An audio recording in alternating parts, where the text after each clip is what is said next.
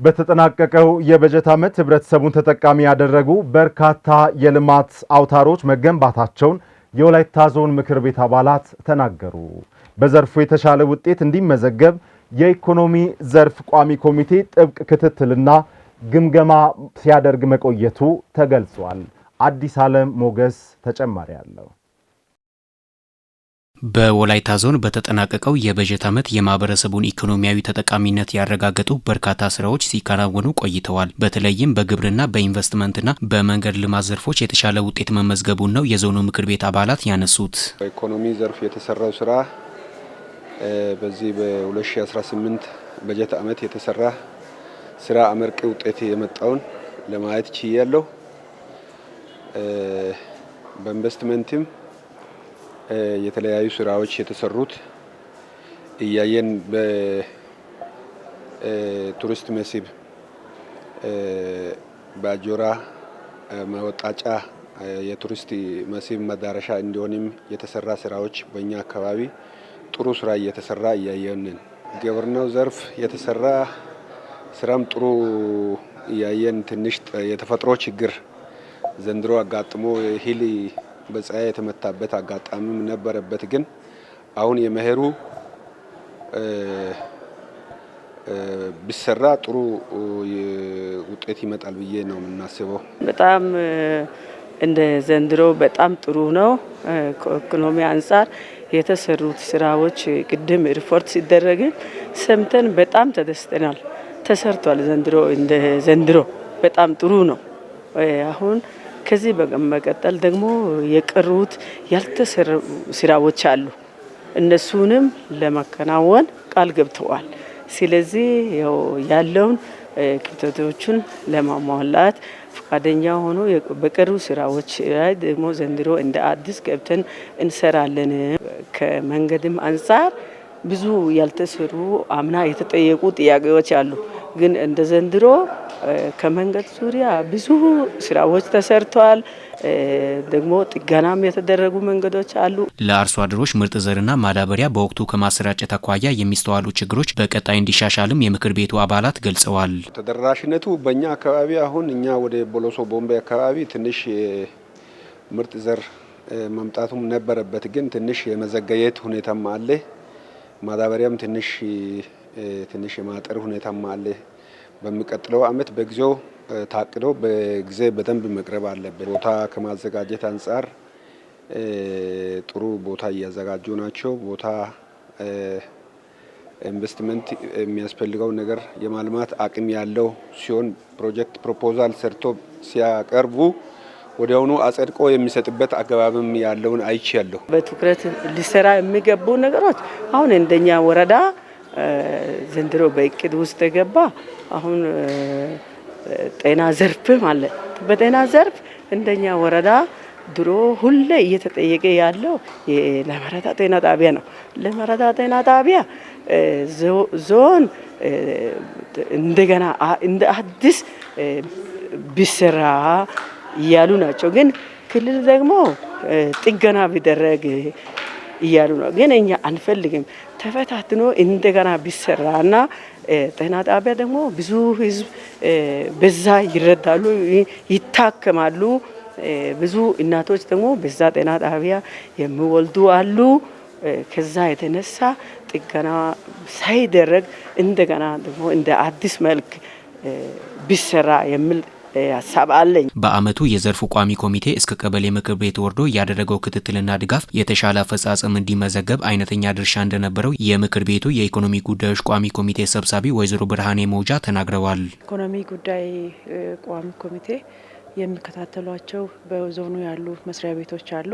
የነዛ መስሪያ ቤቶች አጠቃላይ የ2018 በጀት አመት አፈጻጸማቸው ምን ይመስላል የሚለውን ነገር ከእቅድ ክንውን አፈጻጸማቸው ጀምሮ እስከ ታች እነሱ የሚከታተላቸው ሴክተር መስሪያ ቤቶችን ታች ከተማና ወረዳ ታች ወርዶ በማየት መልሶም ደግሞ ከዛ ጋር በአጠቃላይ በአፈጻጸም ሪፖርትም ሆነ ታች ወርደን ባየንባቸው ጉዳዮች ላይ ማብራሪያ በሚያስፈልጉ ነገሮች ላይ አጠቃላይ በዞን ምክር ቤት የመምሪያ ኃላፊዎችንና ማናጅመንትን ጠርተን ማብራሪያ ካገኘን በኋላ ነው እዚህ አሁን ምክር ቤት ላይ የግብረ መልስ በአጠቃላይ አፈጻጸም ላይ በ2018 አፈጻጸም ላይ ያሉ ጠንካራ ጎኖችና ቀጣይ መሻሻል በሚገባቸው ነገሮች ላይ ነው ለህዝብ ምክር ቤት ያቀረብ ነው። በቀጣይ ጊዜያት ከዚህም የበለጠ ውጤት እንዲመዘገብ ክፍተት የተስተዋለባቸው ዘርፎችን በየጊዜው ማረም እንደሚገባ አጽንኦት ሰጥተዋል። ምርትና ምርታማነትን ለማሳደግ ዋናው ሙሉ ፓኬጅን ተጠቅሞ እነዚህ ማዳበሪያ፣ ምርጥ ዘር እነዚህ ፓኬጆችን ተጠቅሞ ከተሰራ ጥሩ ምርት ይገኛል እና በዛ ላይም ዘንድሮ በመኸር በተለይ መኸር ወቅት ላይ የማሳ ሙሉ ፓኬጅን ተጠቅሞ ማሳ ዝግጅት ላይ የማልማት ስራ ላይ አፈጻጸሙ ከበፊቱ የተሻለ ቢሆንም ቀጣይ ግን ትኩረት ተሰጥቶ ሊሰራ የሚገባ እንደሆነ ያየንበት ሁኔታ አለ። ቡናን በክላስተር ማልማት ከተጀመረ ወዲህ ምርቱ በዓለም ማዕከላዊ ገበያ ተፈላጊነቱ እየጨመረ መምጣቱ ተገልጿል። በወላይታ ዞን በሁሉም ቀበሌዎች ቡናን በክላስተር የማልማት ስራ በልዩ ትኩረት እየተከናወነ ይገኛል። በዘንድሮ የችግኝ ተከላ ወቅትም በሚሊዮኖች የሚቆጠሩ የተሻሻሉ የቡና ዝርያዎች መተከላቸው ተገልጿል። ሀገራዊ የቡና ኤክስፖርት እቅድን ለማሳካትና የኢኮኖሚ ዘርፍን ለማጠናከር ከተያዙ ዋና ስትራቴጂዎች አንዱ ቡናን በክላስተር ማልማት ነው። በወላይታ ዞን በሁሉም ወረዳዎችና ቀበሌዎች ቡናን በክላስተር የማልማት ስራ በልዩ ትኩረት እየተከናወነ ይገኛል። በዘንድሮ የችግኝ ተከላ ወቅትም በሚሊዮኖች የሚቆጠሩ ምርጥ የቡና ችግኞች ወደ መሬት ወርደዋል። ይህ ምርታ በዞኑ የቡና ክፍለ ኢኮኖሚን አዲስ ምዕራፍ ላይ የሚያሸጋግር መሆኑ ተገልጿል። ከቡና ልማት አኳያ እንደ ወረዳችን ቡናን በክላስተር ለማልማት ነው አቅደን ስንሰራ የነበር ነው። አጠቃላይ ወደ 12 ቀበሌያት ኩታ ገጠም በሆነ መንገድ ቡናን እያንዳንዱ አርሶ አደር 250 ጉድጓድና ከዛ በላይ በማዘጋጀት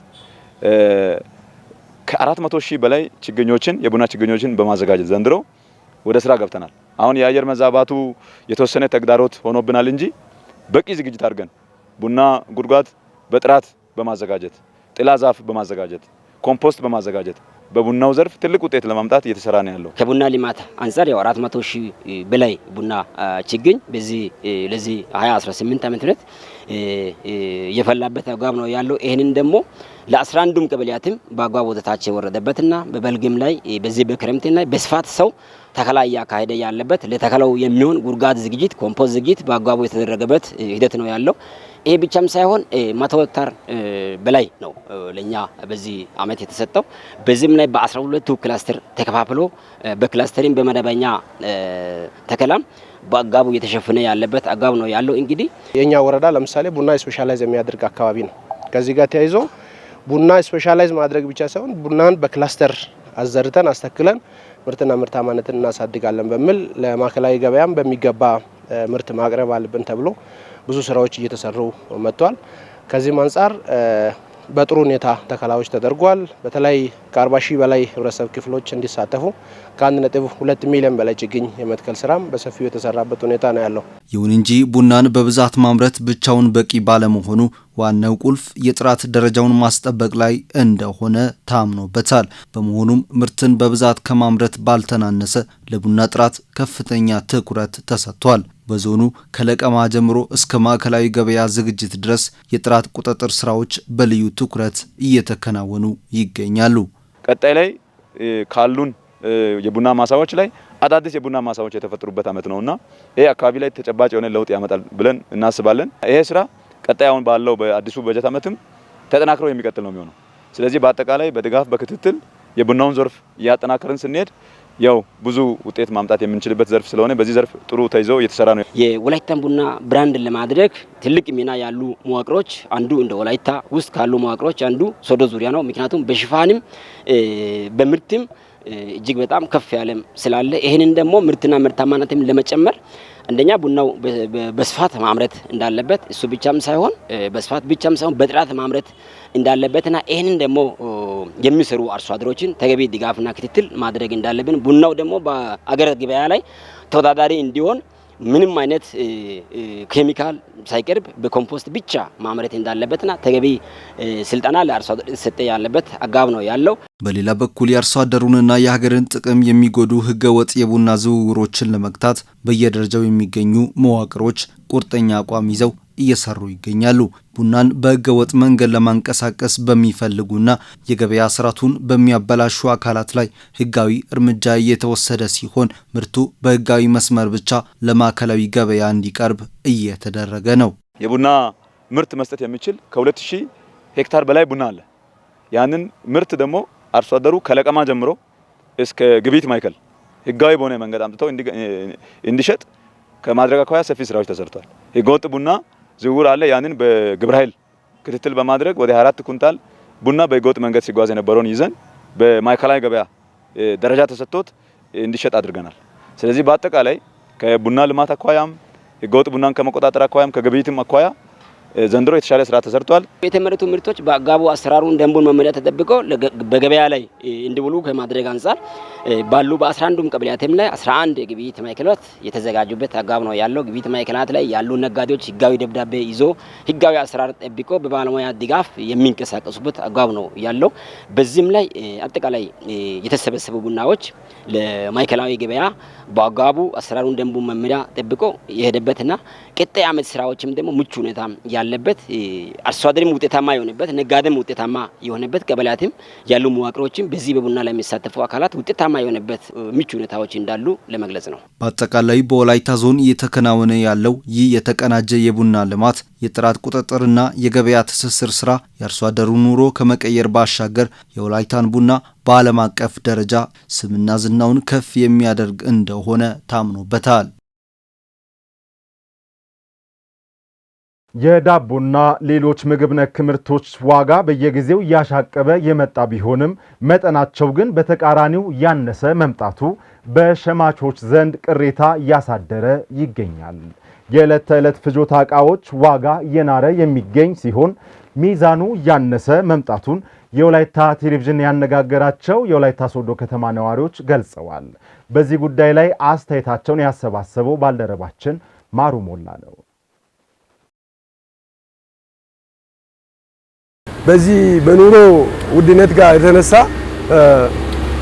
ሳሙናም ሆነ ሸቀጣሸቀጥ ማንኛው ሸቀጣሸቀጥ ላይ ሳሙናም ሆነ የተለያዩ ነገሮች ላይ ጭማሬ ሲያደርጉ እኔ ማን ይቆጣጠረኛል ባይ ነው ይመስለኛል። ስለዚህ መንግስት ደግሞ የራሱ እርምጃ እየወሰደ ይገኛል ብዬ ነው ማስበው። ለምን አሁን ሰው አላወቀም ምን ያመጣል እከሌ ማን ምን ያመጣል እኔ በዚህ ዋጋ ብሸጥ እኔ ያዋጣኛል ማዋጣቱ ብቻ ነው ሰው የሚያየው።